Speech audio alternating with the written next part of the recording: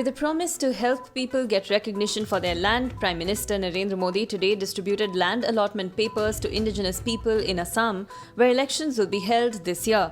He will also be in Kolkata today to inaugurate a permanent museum dedicated to Netaji Subhash Chandra Bose on the freedom fighter's 125th birth anniversary. The election to the Legislative Assembly in West Bengal is just months away.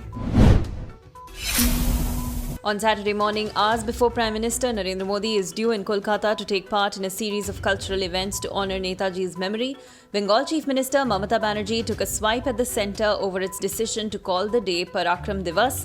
The Bengal government wanted the label Desh Nayak Divas, a nod to the Rabindranath Tagore connection. India and China will hold the 9th round of Corps Commander level military talks tomorrow to address the ongoing military standoff in eastern Ladakh. The talks would be held in Moldo opposite the Chushul sector. Defence Minister Rajnath Singh said on Friday over the eastern Ladakh standoff that India will not reduce the number of troops unless China initiates the process.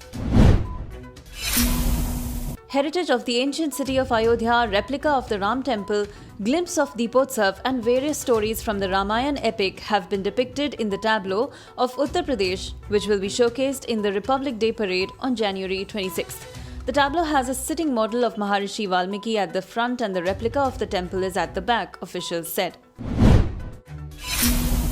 A man is being questioned by the Haryana police after protesting farmers alleged that a conspiracy was hatched to kill 4 of their leaders and create disturbance during their proposed tractor parade in Delhi on January 26th, officials said today.